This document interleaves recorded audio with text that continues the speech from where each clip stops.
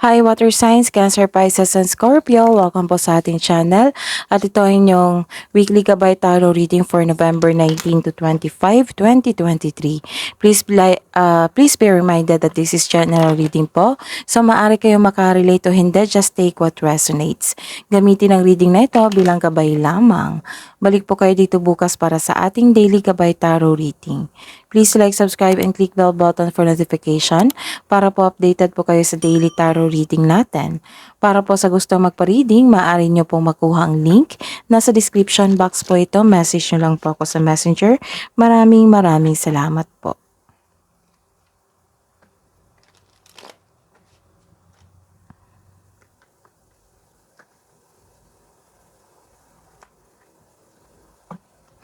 Spirits guys, ano po ang ganaps ngayong week na ito from November 19 to 25, 2023 para po kay Cancer, Pisces, and Scorpio.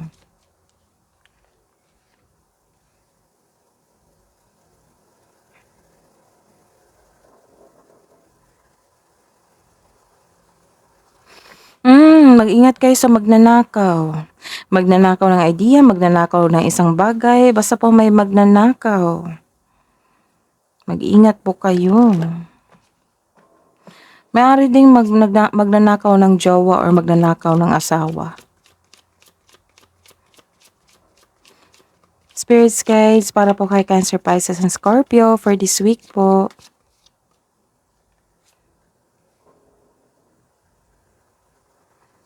Makaka-receive kayo ng recognition or high honor.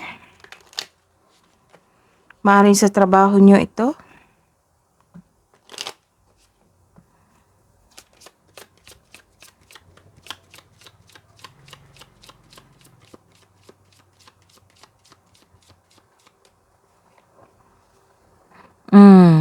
Nag-iisip kayo sa isang tao.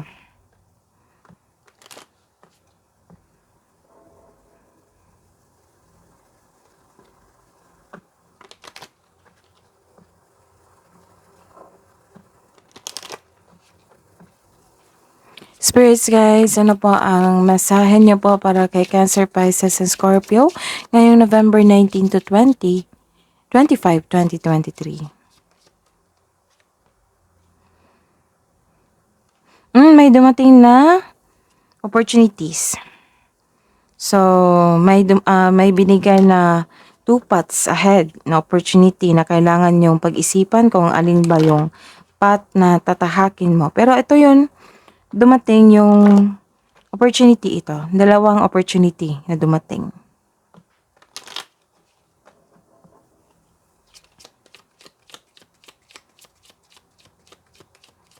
Para po kay Cancer, Pisces, and Scorpio for this week, November 19 to 25, 2023. Magkaroon ng sa mga na problema sa kaperahan ngayon, sa inyong emotion, magkakaroon na ng balanse sa inyong kaperahan, sa inyong emotion, sa inyong trabaho, sa inyong oras. Ayun, basta po, balance will be restored. Spirits guys, ano po ang energy for this week? Ngayon, kay Cancer, Pisces, and Scorpio, Spirits guys, for November 19 to 25, 2023. Clarification po sa reverse card na ito. Clarification po sa reverse card na ito. Spirits guides. Career and money ni Cancer, Pisces, and Scorpio ngayong week na ito for November 19 to 25, 2023. Clarification po sa card na ito.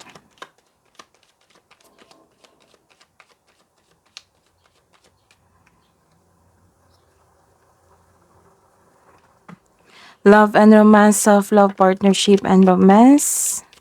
Para po kay Cancer, Pisces, and Scorpio ngayong week na ito, November 19 to 25, 2023. Clarification po of this card.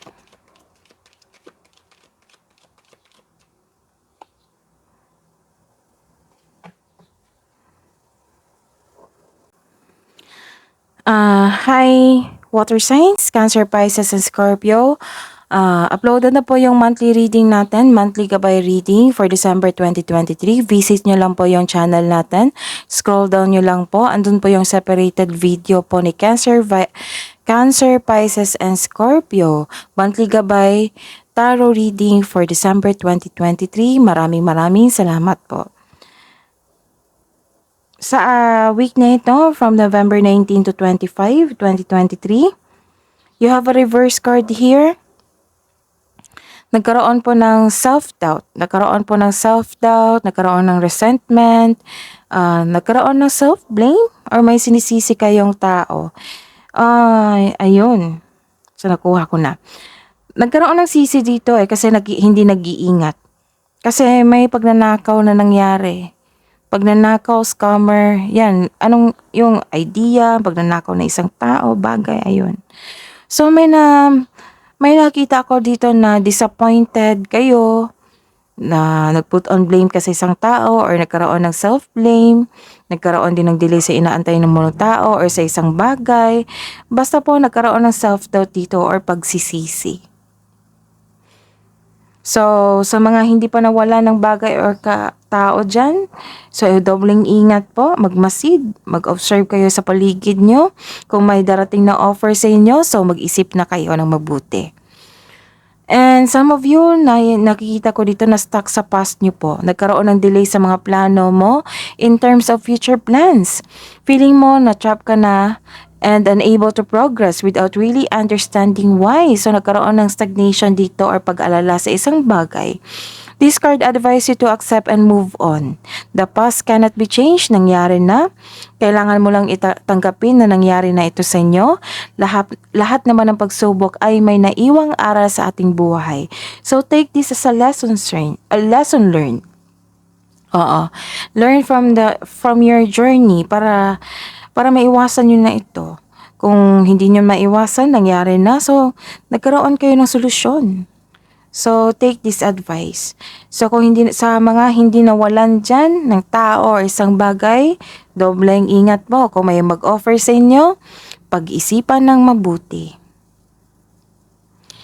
And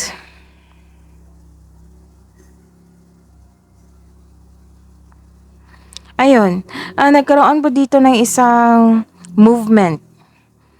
So, this is stagnation and nag-decide kayo na magkaroon ng quick action or mag-take action kayo sa isang bagay. Kasi nagkaroon ng disappointment dito Kasi nagkaroon ng delay. This is also delay. Pero humahanap ka ng paraan dito. Humahanap ka ng paraan para maayos to. So, sa week na ito, may bilisang pagdesisyon. Darating na po yung delay. Maaring mensahe or dala-dala ito ng isang tao na darating sa buhay mo.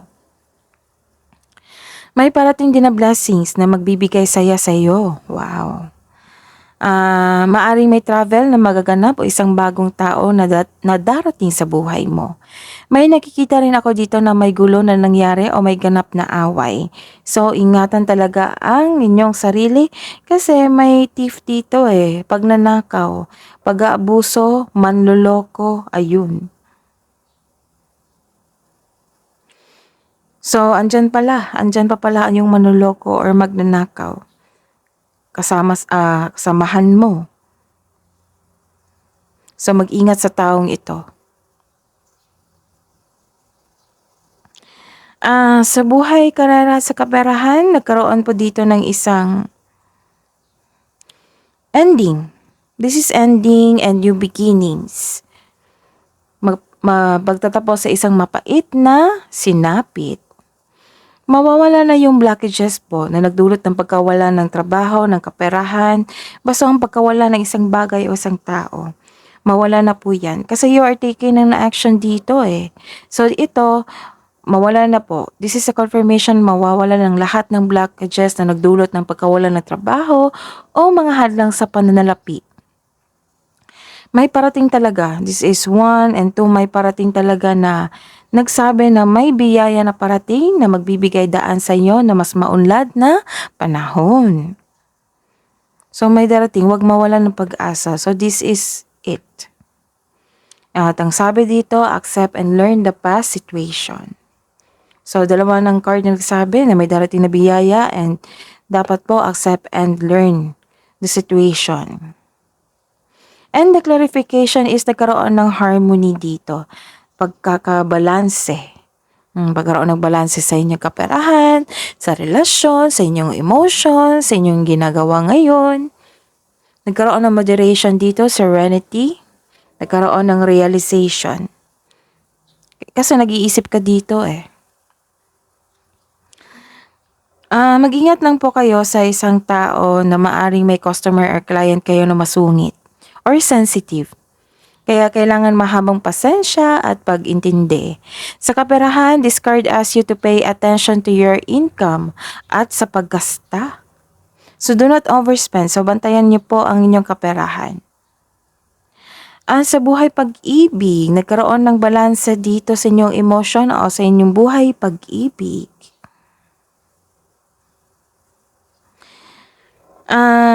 Nagkaroon din ng stability sa inyong sarili at sa inyong buhay relasyon.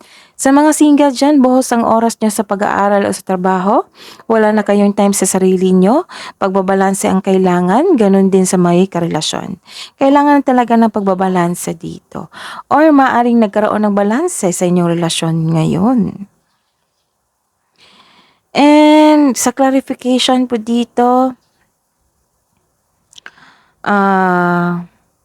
ayun, malungkot ngayon. Malungkot ka ngayong week or may araw na malungkot kayo, nakaramdam ka ng pagkawala ng isang bagay o ang isang tao kasi may magnanakaw o manloloko dito eh.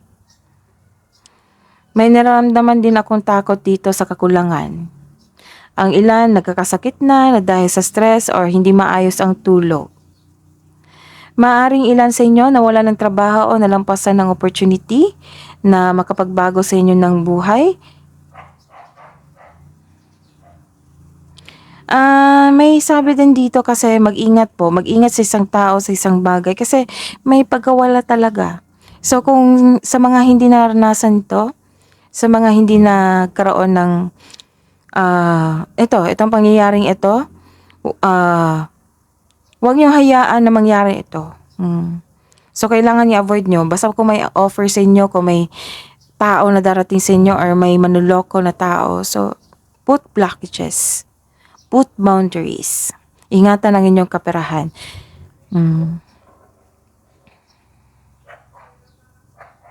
So this card asks you to believe in yourself.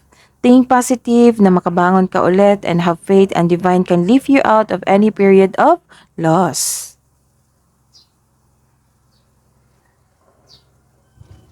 Hidden truth, anong iniisip mo, anong iniisip niya? So yun po ha.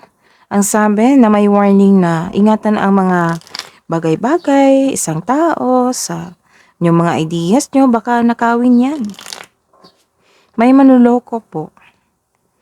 So may maganap na loss dito dahil sa hindi pag-ingat. So kung hindi pa ito nangyari, ayun, huwag nyong antayin na mangyari. Kasi nasaktan kayo dito oh. Hidden truth, anong iniisip mo, anong iniisip niya?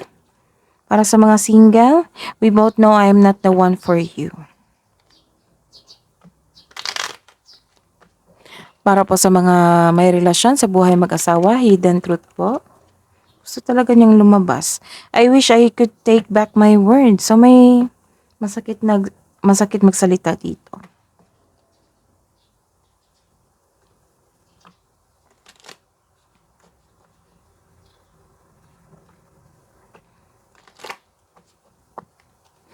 Spirits guides, love message po para sa mga single o sa mga taong nawalan ngayon.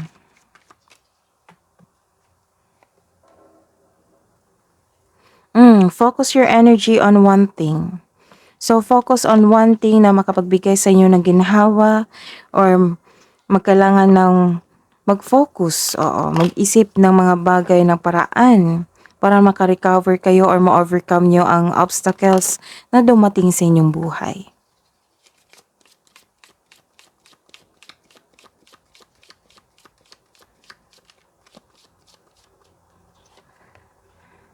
Hmm.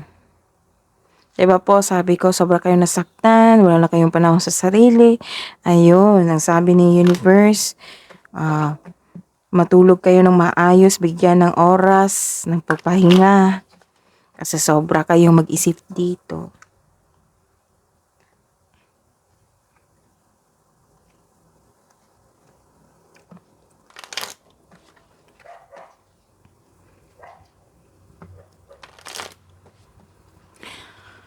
Spirits guys, message nyo po para sa mag-asawa, sa mag-jowa, sa may relasyon na Cancer, Pisces, and Scorpio ngayong week na ito.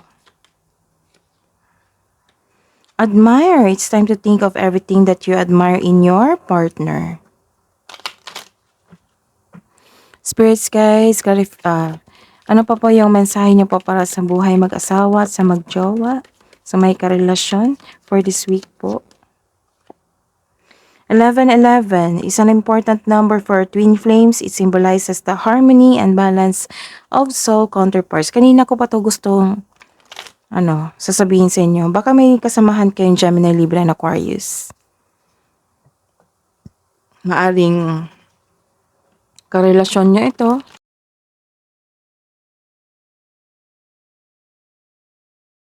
Maaring siya yun.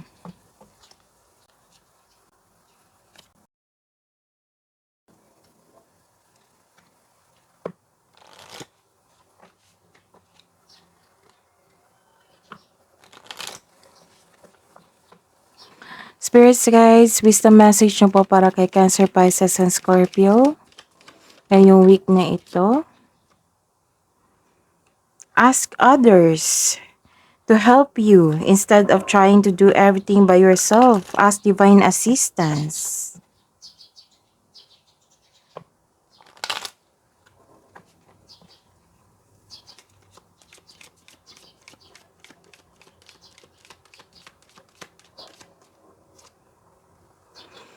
Di ba sabi ko kanina na put boundaries para sa mga nulokong tao ay magnanakaw?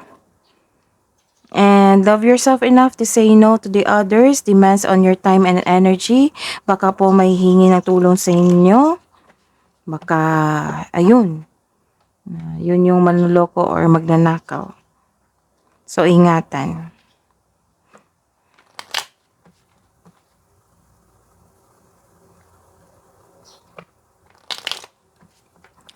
Spirits guys, ano po ang kabuang message na po para kay Cancer, Pisces, and Scorpio ngayong November 19 to 25, 2023?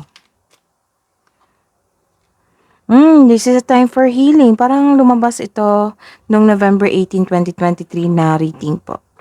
So, this is a time for healing. Kasi nagkaroon na ng balanse.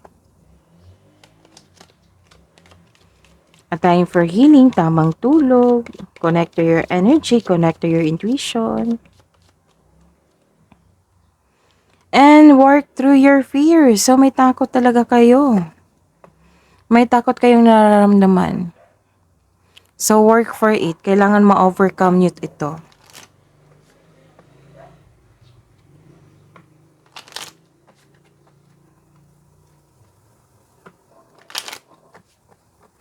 Spirits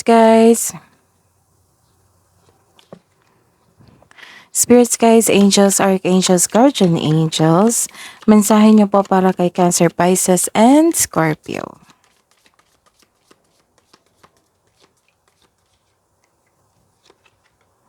Message from Archangel Faith. With faith, you are invisible. Believe in yourself.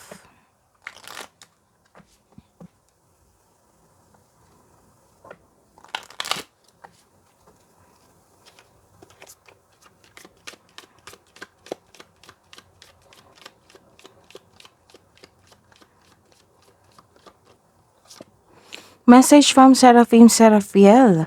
Tune into your divine will, open to higher illumination. That is your reading, Cancer, Pisces, and Scorpio for this week po, from November 19 to 25, 2023. Please like, subscribe, and click bell button for notification para po updated po kayo sa daily tarot reading natin. Maraming salamat po.